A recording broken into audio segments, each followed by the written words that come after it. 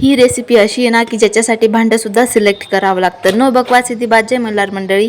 आज आपण राजगिरा फोडणार आहोत, ते पण घरी. हा कच्चा राजगिरा आहे, मार्केटमध्ये इझिली अवेलेबल असतो. अशा बारीक बिया असतात.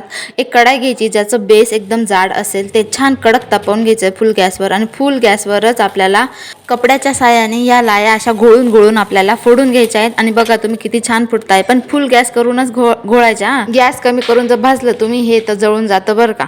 अगदी काही सेकंदात त्या लाया फुटतात आणि नंतर खूप पसारा पण होतो, तो तुम्हाला चावरायचा आहे. इथे मी थोडीशी तिळी घेतली आहे, ती पण क्रंचीनेससाठी. हा तर मी राजगिऱ्याचा लाडू बनवते, ते पण तिळी टाकून. इथे मी चिक्कीचा गूळ घेतलेला आहे आणि त्याचे छान पाक तयार करून घेतलेला आहे, एकदम कडक असा. बघा तुम्ही गिठोळीसुद्धा बांधली जाते. नंतर काय करायचं, राजगिरा घ्यायचा, त्याच्यात ती तिळी टाकायची. तुम्ही तिळी म्हणजे ऑप्शनल आहे बरं का, तुम्हाला पाहिजे तर टाका, नाही तर नका टाकू. नंतर असा पाण्याचा हात लावायचा, काही वातडे होत नाही हे लाडू. आणि छान वळून घ्यायचे लाडू. बघा तुम्ही किती छान लाडू वळतायत. तसं पाहिलं तर ही रेसिपी एक कुटाणाच आहे, पण घरचं ते घरचंच असतं आणि बाहेरचं तर बाहेरचंच. बघा तुम्हाला पटेल तर करा, नाही तर जाऊ द्या. शिवरात्रीला बरेच लोक फक्त गोड खातात, त्यांच्यासाठी ही रेसिपी आहे. आणि हॅपी शिवरात्री.